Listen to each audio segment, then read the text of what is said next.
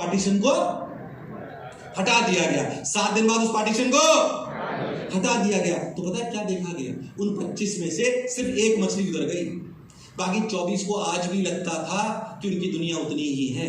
If the door is closed, it doesn't mean it is locked. भगवान हमेशा आपकी सफलता का दरवाजा बंद रखेगा, ये जरूरी आपको ट्राई करनी पड़ेगी, आपको ट्राई करनी पड़ेगी, उसके बिना कुछ भी होने वाला। अरे यस और नो, यस और नो। सबसे ज्यादा उम्मीद है तुम्हारे बजट से हमको कि तुम सेलेक्ट होके बताओगे। और ये पुरानी बेड़ियों को तोड़ दीजिए, पुरानी बेड़ियों को तोड़ दीजिए। मैं भाई सफर करने गया, मैं जब आईटी में जाता था तो मैंने आपको बताता हूँ, मैं आपको बात मेरे मन में कैसी विचारधारा थी बताता हूँ। मैं आईटी गया तो मेरा यहाँ से ट्रेन का सफर था 18 घंटे। कितने घंटे? 18 घंटे सफर था। तो मैं जाता था, जब बचपन से मैंने एक बात सुनी थी। क्या? मैंने एक बचपन से बात सुनी थी, जब सफर करते हैं तो थक जाते हैं। आपने भी सुना है क्या?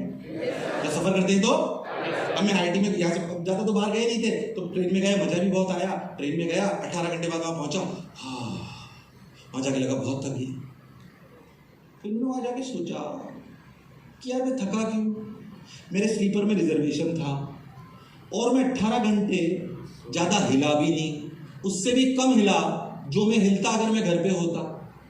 अरे यस और नो? पर क्योंकि मैंने सुन रखा था कि सफर करने में, इसलिए मुझे ऐसा लगा कि मैं, जब से मैंने ये सोचना बंद करा, विश्वास मानो सफर करना मेरे लिए सबसे आरामदायक चीज है। 24 घंटे में 3-3 हजार किलोमीटर ट्रैवल करके आ जाता हूं मैं, और वापस उसी रफ्तार में काम करता हूं। अरे क्यों हम थकेंगे भाई? आप स्लीपर कोचेज में आ रहे हो, रिजर्वेशन में आ रहे हो, बोलो आ रहे हो कि नहीं आ रहे हो? अरे ये कहानी तब की है हमारे पूर्वजों की, जब बेचारे वो पैदल जाया करते थे, ऊंट पे जाते थे, घोड़े पे जाते थे, जंगल के रास्ते थे, तब उनको बहुत परिश्रम करना पड़ता था, फिजिकल वर्क करना पड़ता था एक जगह से दूसरी जगह जाने में, इसलिए वो थक जाते थे। आज की सुविधाओं में हम थकते, पर हम इसी को सुनते हुए आए, पर हम इसी को सुनते हुए, और हमने उसको बेड़ियों को, वो कहानी समझ नहीं, मैं उसको रिपीट ही करना चाहता कि एक महावत के पास हाथी होता है, बोलो यस और नो? छोटा सा उसको रस्सी पे बांध देता है, तब उसको रस्सी को तोड़ नहीं पाता। जब वो बड़ा हो जाता है तब भी उसको तोड़ता, क्योंकि उसे लगता है कि मुझे अभी भी तोड़। ये बेड़ियां हैं, ये बेड़ियां पुरानी कहानी होगी जो हम सुनते हुए आए हैं। इसको आपको बदलना। कोई कह दे कि आपने जिले में आज तक किसी ने आईटी में टॉप नहीं करा, हम करके बताएंगे। कोई बोलते हमारे जिले से आज तक कोई आईटी नहीं निकला, हम करके बताएंगे। बोलो यस और नो? अरे मैं तो कह रहा सौभाग्यशाली हो, तुम्हारे परिवार में आज तक कोई आईटी नहीं हुआ था, क्योंकि तुम पहले निकलोगे तो तुम्हारी इंपॉर्टेंस सबसे ज्यादा होगी। बोलो यस और नो? Yes sir. यस और नो? अरे यस और नो? तुम्हारे परिवार में अगर पहले से ऐसे आईआईटी बैठे हुए होते जिनकी 100, 250 रैंक होती, तो सोच तेरे पे कितना प्रेशर होता। अरे यस और नो? कितने लोग ऐसे जिनके परिवार में आज तक कोई आईटी नहीं बना? देखो सारे ही तो अपने मेरे जैसे ही रेगुलर है। यस और नो? तुम पहले बनेंगे, अगर पहले बनेंगे तो इंपॉर्टेंस होगी कि नहीं होगी? अरे आईटी में बहुत इंपॉर्टेंस होती है। इस बात से मेरा किस्सा याद है, अपना ही बताता हूं मैं आपको फटाफट से। अरे थोड़ी देर सुन सकते हो? बोल तो नहीं हो रहे हो? मुझे बहुत मजा आ रहा है आपसे बातें करने में। 13 वालों के साथ तो वैसे ही मुझे बहुत आनंद आता है, मतलब दिल से एकदम। मैं आपको अपनी बात बताता हूँ। मैं क्या हुआ कि मध्यवर्गीय परिवार से था, तो अपने कॉलेज के बाद वापस आया। जब कॉलेज के बाद वापस आया तो मैंने सोचा कि मैं कॉलेज में पढ़ाने लग गया था, तो मेरे पास थोड़े पैसे इकट्ठे हो गए। तो पापा ने बोला प्लॉट ले लिया। प्लॉट ले लिया, अपने इंडियन में ऐसे ही सोचते हैं, तो मैंने प्लॉट लिया। उस प्लॉट के लिए मुझे लोन लेना था, तो मैंने लोन के लिए अप्लाई करा। लोन के लिए अप्लाई करा तो बैंक मैनेजर ने मेरी एप्लीकेशन रिजेक्ट कर दी। ठीक है, कर दी, कोई बात नहीं। फिर मैंने सोचा कि यार चलो बैंक मैनेजर साहब से मिलाते हैं। तो मैं उनके पास गया, मैंने बोला सर आपने मेरी एप्लीकेशन रिजेक्ट कर दी। मैं बोला क्या करते हो, कहाँ तक पढ़े हो? मैंने कहा सर आईआईटी से पास आउट। उन्होंने बोला बैठो।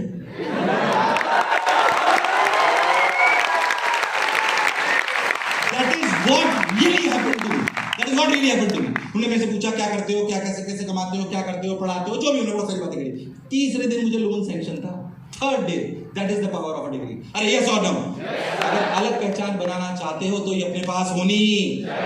अरे यस और नो? डरने की बिल्कुल जरूरत। करेंगे कि नहीं करेंगे? आईटी बनेंगे कि नहीं बनेंगे? पुरानी बेड़ियों को तोड़ेंगे कि नहीं तोड़ेंगे? एक कहानी तुमने और सुनी, कौन सी बताता हूँ? वो कछुए खरगोश की सुनी? Yes sir. सुनी कि नहीं सुनी? कौन जीतता है? कौन जीतता है? क्यों? क्या कछुआ कंसिस्टेंट होता है? अरे हाँ ना बोल भाई। क्या आपको लगता है कोई बच्चा मेरे पास आए, सर मैं कछुआ हूं? मैंने कहा कि क्यों? कि मैं रोज 2 सवाल करता हूं, क्या वो सिलेक्ट हो जाए? क्या वो सिलेक्ट हो जाएगा? क्या आपको लगता है आपके पास वाला बच्चा जो बैठा है वो 3 महीने बीच में सो जाएगा खरगोश की तरह? तो सोने वाला मतलब ये नए जमाने में ये पुरानी कहानी किसी काम की, ये किसी काम की है। काम की है। ध्यान से सुनना, पर थोड़े अलग तरीके से। अगर नए जमाने में सफल होना है, अगर नए जमाने में सफल होना है तो इन दोनों किरदारों की क्वालिटी आप में होनी चाहिए। कछुए जैसी कंसिस्टेंसी, कछुए जैसी और खरगोश जैसी स्पीड, खरगोश जैसी। तो आपको कोई सफल होने से नहीं रोक सकता। क्या ये कहानी जिस तरीके से हमने सीखी थी उसके उल्टे तरीके से हमें सीखनी चाहिए? बोलो यस और नो। इसके दोनों किरदारों की क्वालिटी हमारे में होनी। अरे आवाज यस और नो। कछुए जैसी कंसिस्टेंसी और खरगोश जैसी स्पीड, यानी कि भाई मैं रोज 50 से 100 सवाल कंप्लीट कर लूंगा। आने वाले 2 महीने में मेरी स्पीड होगी कि मैं 100 से 150 सवाल रोज करूंगा और निरंतर करूंगा। 14 से 15 घंटे पढ़ूंगा। अगर 250 दिन तक ये काम करता रहूंगा तो सोच के देखो मैं कितने सारे सवाल करूंगा, तो मेरा कोई सिलेक्शन रोकने में सक्षम। बोलो यस और नो। दोनों क्वालिटी होनी, बोलो होनी चाहिए नहीं होनी चाहिए? होनी चाहिए नहीं होनी चाहिए? मेहनत करेंगे और पुरानी वीडियो को तोड़ देंगे। अगर ये कर पाए तो आपको जीवन में सफल होने से कोई रोक नहीं सकता। इसके साथ आपको स्मार्ट वर्क करना है। क्या करना है? 14 से 15 घंटे पढ़ रहे हो, बहुत बढ़िया सर, मैं मेहनत करता हूँ, है ना सर? आपने बोला 14 से 15 घंटे पढ़ो, मैंने बोला हाँ सर हम करते हैं। क्या आप सिलेक्ट हो जाओगे? नहीं। अरे 14 से 15 घंटे तो मजदूर भी मेहनत करता है कि नहीं करता? अरे करता है कि नहीं करता? इसका मतलब हमारे पास स्मार्ट वर्क भी होना। मेरे लिए सबसे बढ़िया स्मार्ट वर्क क्या है मैं आपको बताता हूँ। सबसे बढ़िया स्मार्ट वर्क है learn from others mistakes. Learn from, हम बचपन से सुनते हैं ठोकर खा के सीखते हैं। बोलो यस और नो। हम बचपन से सीखते हैं, ठोकर खा के सीखते हैं। ऐसी ठोकर क्यों खाएं जो हमारे पिताजी ने भी खाली, माताजी ने भी खाली, हमारे शिक्षकों ने भी खाली, हमारे साथियों ने भी खाली। अगर वो ठोकर भी हम दोबारा खाएंगे तो जीवन की सारी ठोकर खाने का समय हमारे पास। अरे हमें सफल भी तो होना है। अरे होना है कि नहीं होना है? तो वो ठोकर नहीं खाएंगे जो पूरी दुनिया ने खा रखी है। इसलिए दूसरों की मिस्टेक से अपने को सीखना आना। बोलो यस और नो। अरे यस और नो। अरे यस और नो। दो मिस्टेक बताता हूँ, बहुत बार बता चुका हूँ, हो सकता है वीडियो में देखिए, फिर भी रफ्तार में बताता हूँ क्योंकि मेरी 2 मिस्टेक्स थी मेजर जब मैं आईटी की तैयारी कर रहा था। पहले मुझे केमिस्ट्री समझ लाल पीला मिलाओ नीला निकल आता है। अरे हाँ ना बोल। लड़के के रूप में मुझे बहुत ईगो थी कि कोई लॉजिकल सब्जेक्ट नहीं है इसलिए मुझे पढ़ता नहीं था। और साहब इतनी बढ़िया परफॉर्मेंस रही मेरी केमिस्ट्री में, जेईई और बोर्ड में, मजा आ गया। मतलब मुझे पढ़ता तो था ही नहीं कभी। अब भाई साहब बोर्ड में मेरे नंबर आए 55। कितने आए? और उसमें से भाई साहब प्रैक्टिकल में थे 29। तो सोचो थ्योरी में कितने आए हैं। अरे ये सॉल जोड़ भी लिया कई लोगों ने, बहुत बढ़िया।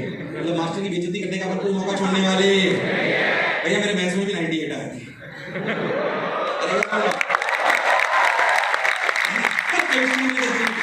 जेईई में नंबर आए 60 में से 11।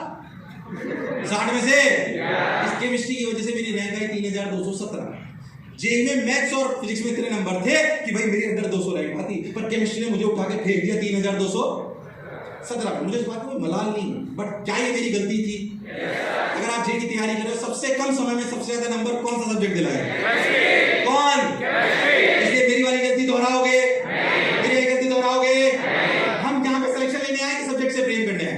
सिलेक्शन लेने। इसलिए सभी सब्जेक्टों के बराबर प्रेम करेंगे। केमिस्ट्री को रोज सुबह उठ के पढ़ेंगे। बोलो पढ़ेंगे कि नहीं पढ़ेंगे? दूसरी मेरी मिस्टेक, मैं थोड़ा डरपोक किस्म का बच्चा था। अब नहीं वैसे मत देखो, कई लोग कह रहे आप बच्चे भी कहाँ हैं? अब तो आपके भी बच्चे हैं, बहुत बढ़िया, आगे बढ़ते हैं। तो भाई मैंने बोला आपसे कि भाई मैं थोड़ा डरपोक किस्म का बच्चा था क्योंकि मध्यवर्गीय परिवार था, थोड़ा प्रेशर रहता है। तो मेरे को जो है कि मेरी फीस थोड़ी मुश्किल से भरी गई थी, उस बात को मैं अभी नहीं आना चाहता। तो वैसे मैं बहुत डरपोक किस्म का बच्चा था, मुझे पेट में गुड़गुड़ होती थी एग्जाम देने जाते। तुम्हारी भी होती है क्या? एग्जाम देने जाते बहुत डर लगता है। अच्छा जब आप एग्जाम देने जाते हो तो आपको पता नहीं होता कि पेपर टफ है या बोल गया सुन लो। बोल के पेपर देने जाओ, भैया अपनी तो आधी कॉपी नहीं भरी, कोई लड़की बोल रही है सप्लीमेंट्री। अभी प्राण निकल गया। तुम्हारे साथ ऐसा हुआ है क्या? लड़कियां तो चश्मे लगाई हुई लड़कियां। तो मुझे इतना डर लगता था, मैं आपको क्या बताऊं, मुझे लगता था साला आईआईटी में इस बार सिर्फ और सिर्फ लड़कियां सेलेक्ट होंगी। मैं आपको नहीं मतलब बता रहा हूँ यस और नो। हालांकि थोड़ा भावुक हो गया, पर मैं तुमसे बहुत ज्यादा रिलेट करता हूँ इसलिए ये बात कह रहा हूँ। पहले जो बोला चमका, ओ बहुत बढ़िया साहब, अच्छी बात। तो भाई एग्जाम में पता नहीं होता कि पेपर टफ है या आसान है। और अपन जब ऊपर कर, मेरे जैसा बच्चा जो डरने वाला ऊपर करा, ओ सब पेपर कर रहे हैं, मुझे ही नहीं आ रहा है, हे भगवान। अपन ये नहीं सोचते कि जब दूसरे ने सर ऊपर करा था तब अपन भी तो पेपर कर रहे थे। अरे कर रहे थे कि नहीं कर रहे थे? डर किस लिए रहे हो? कि सब मेरे में कॉलेज में जाके इंप्रूवमेंट हुआ? सही बता रहा हूँ मैं आपको। डरपोक किस्म का बच्चा एकदम बिल्कुल पेट में गुड़गुड़ हो रही है, पता नहीं क्या क्या हो रहा है। और बात बताता हूँ मैं आपको, ये जो छोटी सी कहानी बता रहा हूँ, हो सकता है सुन के फिर भी रफ्तार में चलाता हूँ। इसमें मेरे लिए, आपके लिए और पेरेंट्स के लिए, तीनों की काम की बात है, और ये मेरी वास्तविक कहानी है, इसलिए मैं आपको बता रहा हूँ। ध्यान से सुनिएगा। हमारे को बच्चा सर पढ़ाते थे, बच्चा सर को जानते हैं सब लोग? थोड़ा तालियां बजा दीजिए। मेरे गुरु भी रहे हैं, और कोटा को इस मुकाम तक पहुंचाने वाला अगर कोई एक भीष्म पितामह है तो बंसल सर थे। इसमें कोई शक और संशय वाली बात। एक अच्छे गुरु के क्या गुण होने चाहिए, अगर मैंने अपने जीवन में किसी से सीखा है तो वो थे। और कोटा को भी इस मुकाम में ले जाने वाले वही थे। मैं थोड़ा भावुक हो गया सर को लेके। आगे बढ़ता हूँ। सर ने हमें सबसे पहले पढ़ाया, मैं मैथ्स से पढ़ा, तो सर ने सबसे पहले हमें पढ़ाया कॉम्प्लेक्स नंबर। क्या पढ़ाया? कॉम्प्लेक्स नंबर पढ़ाया। कॉम्प्लेक्स नंबर सर ने बहुत बढ़िया पढ़ाया, मुझे समझ भी बहुत बढ़िया है, मजा भी बहुत आया। सर ने शानदार पढ़ाया था। पर मैंने एक गलती करी कि सर ने जब पढ़ाया तो मैंने उसके नोट्स, सर ने होमवर्क जब दिया तो मैंने उसके सॉल्यूशन नहीं बनाया। 8 महीने बाद जब उसको रिवाइज करने का टाइम आया, तब ना तो मेरे पास नोट्स थे ना सॉल्यूशन थे। उसके बाद तो मैंने चालू कर दिया क्योंकि सर ने समझाया था कि भाई करना बहुत जरूरी है। तो मैंने उसके नोट्स बनाए ना मैंने उसके सॉल्यूशन बनाए। जब 8 महीने बाद रिवीजन करने का टाइम आया तो मेरे को कुछ भी याद। अब मैंने दूसरी किताबें उठाई। जब दूसरी किताबें उठाई तो मुझे उसकी खिचड़ी बन गई। मुझे वो चैप्टर समझ, जबकि चैप्टर मुझे शुरुआत में बहुत समझ में आया था। अगर आपके खुद के नोट्स लिखे हुए नहीं होंगे, इसके सीखने वाली बात क्या है? खुद के नोट्स लिखे हुए होने, सॉल्यूशन खुद के बने हुए होने, भले हिंट के रूप में, सजाने के लिए मैं आपको नहीं बोल रहा हूँ, खुद के बने हुए होने। साहब उस चैप्टर की मेरी खिचड़ी बन गई। और ईश्वर की कृपा देखो आप, उस समय एडवांस में 3 पेपर हुआ करते थे, पहले मैथ्स, फिर फिजिक्स, फिर केमिस्ट्री। 2-2 घंटे का। तुम्हारे 2 होते हैं, पहले 2-2 घंटे के 3 हुआ करते थे मेरे टाइम पे सब्जेक्टिव। तो सबसे पहला पेपर था मैथ्स का, और ईश्वर की इतनी कृपा, पहले 2 सवाल आए। किसके आए? और दोनों मुझे आते नहीं थे। अब मैं थोड़ा डिप्रेशन में, और मेरे आगे एक लड़का बैठा था जो हर 5 मिनट में करता था क्या करता था? तुम हंसते हो, मेरे सही में हुआ। आज तुम्हें हंसी का विषय लग रहा है, मैं भी हंसी में ही बता रहा हूं। जब वो करता था ना यस, तो मेरे प्राण उड़ जाते। आप एग्जाम देने जाओ आईआईटी का, और आपको दोनों सवाल नहीं आ रहे हो, और आपके आगे वाला बच्चा हर 5 मिनट में करता हो, तो प्राण निकल जाते हैं। अनुभव के साथ कह रहा हूं। अरे यस और नो? अब भाई मैं भाई से पता क्या सोच रहा हूँ, मैं बीएससी कर लेता हूँ, एमएससी कर लेता हूँ, पापा के प्रोविडेंट फंड का पैसा आएगा तो दुकान तो लग ही जाएगी। ऐसे ख्याल मेरे मन में। फिर मेरे पिताजी ने एक बात बोली, यहाँ पे अभिभावक बैठे हुए। मेरे पिताजी ने एग्जामिनेशन हॉल में घुसने से पहले मेरे कंधे पे हाथ रखा और बोला कि पेरेंट्स के लिए ये आखिरी मोटिवेशन बहुत आवश्यक है। जब भी आप एग्जाम देने जाओ तो अकेले मत जाना, किसी को ऐसे को साथ लेके जाना जिसको देखकर सुनकर आपको मोटिवेशन होता हो। बोलो क्लियर है? क्या परिवार में कोई ना कोई ऐसा होगा? मम्मी, पापा, चाचा, ताऊ, बड़े भैया, कोई भी हो सकता है, एनीवन। उसको लेके मेरे पिताजी ने मेरे कंधे पे हाथ रखा और बोला बेटा टेंशन मत ले, टेंशन मत ले, तू अपना बेस्ट देना, तूने मेहनत में कोई कमी नहीं छोड़ी। ये बात मेरे को उनकी याद आई, और मैंने अपने मन को वापस संभाला और मैंने पेपर करना चालू, और मैं सिलेक्ट भी हुआ। मैंने सोचा था मैं सिलेक्ट हो गया, मेरी रैंक आई 3217। तो जो मेरे आगे बैठा यस कर रहा था, इसी तो 30 रैंक आई होगी। उसका रोल नंबर मैंने डाला, पहले रोल नंबर डालने से रिजल्ट आ जाता था, मैंने रोल नंबर डाला, सिलेक्ट ही नहीं हुआ। सिलेक्ट ही। ऐसे बच्चों से डरने की जरूरत, चश्मे वाली लड़कियों से, लड़कों से डरने की जरूरत। इनके हाथों के ना मोबाइल फोन देख देख के चश्मा लगाए, अरे लगाए कि नहीं लगाए? लगा, उस बात की कोई गारंटी। अरे यस और नो? अभी सुन के अच्छा लग रहा है कि नहीं लग रहा? ऐसे पूरे 1 साल खुश होके पढ़ना है, डर के पढ़ने की जरूरत, संघर्ष से प्रेम करना अपने को आना। बोलो यस और नो? संघर्ष और दुख में अंतर करना आना चाहिए, तो हमें कोई भी रोक नहीं सकता। और पुरानी वीडियो को हम तोड़ देंगे। मेरे पास एक वीडियो और है ऐड के रूप में, मैं आपको बताता हूँ हम क्या रोल प्ले करेंगे, आप क्या रोल प्ले करोगे। What is smart work? बहुत छोटा सा वीडियो है, थोड़ा मजाकिया टाइप का, पर काम का है। एक वीडियो है, हो सकता है आपने देखा भी, पेप्सी का ऐड है।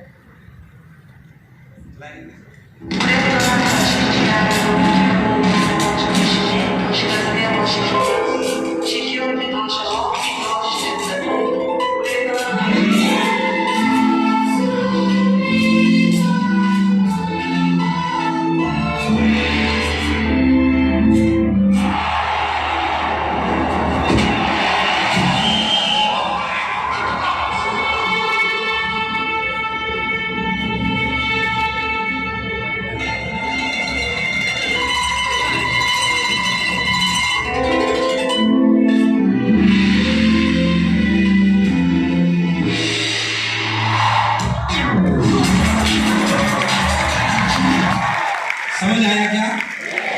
हंसाने के लिए नहीं था। बात ये थी कि उसके कोच ने उसे सिर्फ किक मारना सिखाया था। उसे कब मारनी है, कब अपना दिमाग चलाना है, ये उसका खुद का निर्णय है। बोलो यस और नो। अरे हम आपको कॉन्सेप्ट सिखा सकते हैं, क्या सिखा सकते हैं, और उसको कब अप्लाई करना है ये आपको पता होना। अरे आवाज यस और नो, आपको पता होना।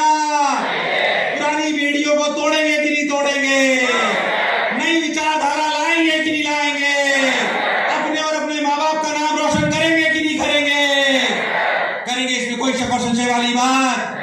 एक बात थोड़ी सी अलग सी, पर क्योंकि तुमसे मैं कनेक्ट कर रहा हूं इसलिए बात बोलता हूं, इसलिए बोलता हूं, दिल से बोलता हूं। जब मेरे अध्यापक बंसल सर ने एक बार मेरे से बात बोली, मेरे से मतलब पूरी क्लास में बोली, उन्होंने क्या बोला, उन्होंने बोला कि जितना प्रेम आप अपने माँ बाप से करते हो ना, जितना प्रेम अपने माँ बाप से करते हो, उससे 10 गुना ज्यादा वो तुमसे करते हैं।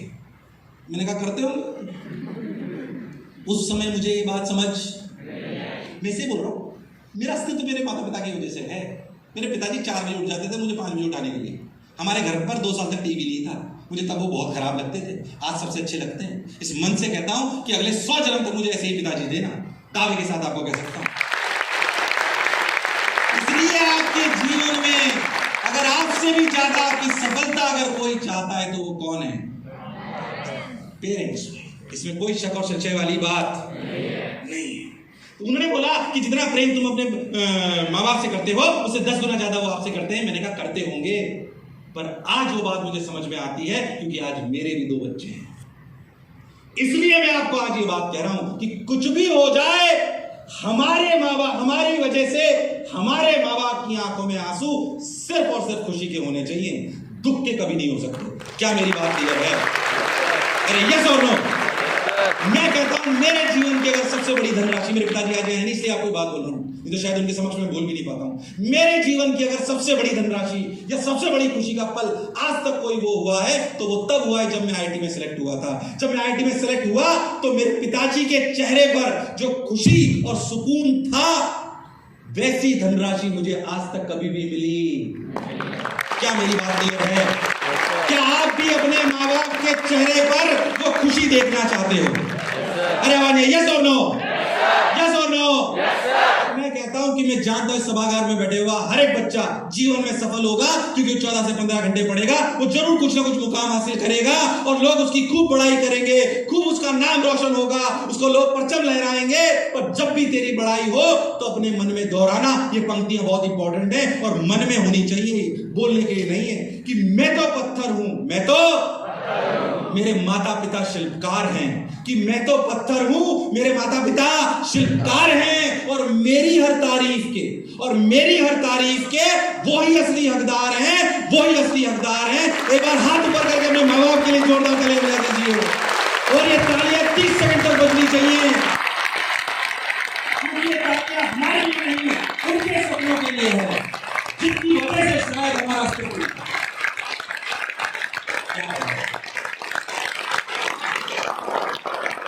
नमन करता हूँ ऐसे सभी पेरेंट्स को और वादा करता हूँ कि तुम्हारे जिंदगी में ज्ञान मिलेगा। बहुत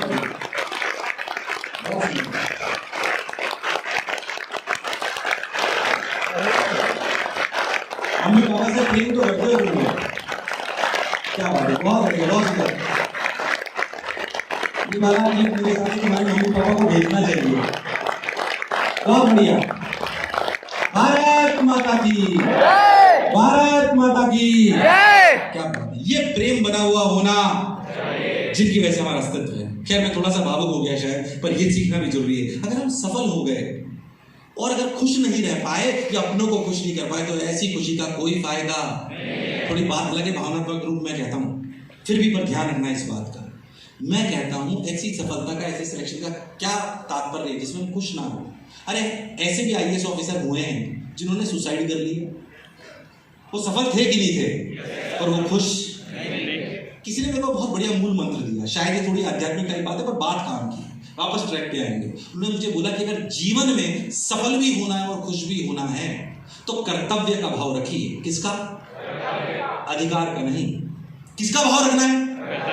कर्तव्य का भाव रखिए, अधिकार नहीं। ऐसे कर्तव्य, ऐसे अधिकार का भाव रखिए। पापा आपने बोला था 5 तारीख को 5000 रुपए भेज दोगे, भेजे ही नहीं। सर डाउट बताइए, पैसे दिए, ये अधिकार का भाव है। इससे आपको खुशी मिलने वाली। कर्तव्य का भाव क्या है कि मेरे गुरुजनों ने, हमारी कोचिंग ने, मेरे पेरेंट्स ने उनके कर्तव्य में कोई कमी नहीं छोड़ी, तो मैं भी अपनी मेहनत में कोई कमी, ये तुम्हारा कर्तव्य है। हम वादा करते हैं कि हमारे कर्तव्य को हम पीछा नहीं छोड़ेंगे, न उसको पीछे छोड़ेंगे, पर तुम्हें भी तुम्हारे कर्तव्य का निर्वाह। और असली सफलता अगर जीवन में चाहते हो तो कर्तव्य का बोध होना, कर्तव्य का, अधिकार का। अधिकार लड़ाता है, अधिकार फ्रस्ट्रेशन लाता है, कर्तव्य मेहनत कराता है और खुशी लाता है। बोलो यस और नो। अरे जो चीज फ्रस्ट्रेशन लाती हो, जो लड़ाई करवाती हो, उसकी तरफ हमें जाना। अरे यस और नो। कर्तव्य का भाव रखिए, दुनिया आपको अपने आप जिताएगी, दुनिया आपको अपने आप जिताएगी। मैं आपको दावे के साथ कह सकता हूं, सिर्फ मनस्थिति आपको बदलनी है। मनस्थिति बदल दोगे, परिस्थिति बदल दोगे। मैं आपको छोटा सा एग्जांपल और लेता हूं, काम की बात है, ध्यान सुनना। क्रिकेट देखते हो? सबसे पहले क्या होता है उसमें? क्या होता है? मान ले तू कैप्टन है, तेरे साथ ये कैप्टन है, और तूने सोच रखा है कि अगर मैं टॉस जीतूंगा तो मैं बैटिंग लूंगा। क्या लूंगा? क्या लूंगा? मतलब तेरी जीत बैटिंग में है, तेरी जीत। सिक्का उछला गया टॉस का साहब, और हवा में है सिक्का, तेरे जीतने के क्या चांसेस? कई लोग बोले 75 कि 50%। जो 50% अगर सोच रहे हैं वो गलत सोच रहे हैं। क्यों 75? सुनो 75 क्यों, ध्यान से सुनो। जो 50 सोच रहे हैं वो सोचो हमारे जीतने के चांसेस 75% है। मैथ के टीचर बैठे हुए सोच कर बोल रहा हूं। अगर टॉस हवा में है और अगर तू जीता तो क्या बैटिंग ही लेगा? अरे आवाज है यस और नो। अगर तू जीता तो बैटिंग ही, पर सोच अगर तेरा अपोनेंट जीता, क्या वो बॉलिंग भी ले सकता है? तब भी तो तू ही जीता। अरे यस और नो। जहां हमें लगता था कि हमारे जीतने के चांसेस 50% हैं, क्या असलियत में वहां 75% थे? अरे यस और नो। अरे कई बार आपको लगेगा कि दुनिया आपको नहीं जिताना चाहती, पर वास्तविकता में दुनिया भी आपको जिताना। बोलो यस और नो। तो जीत सकते हैं कि नहीं जीत सकते? इन पुरानी वीडियो को तोड़ेंगे कि नहीं तोड़ेंगे? डरेंगे बिल्कुल। संघर्ष और दुख में क्या करेंगे?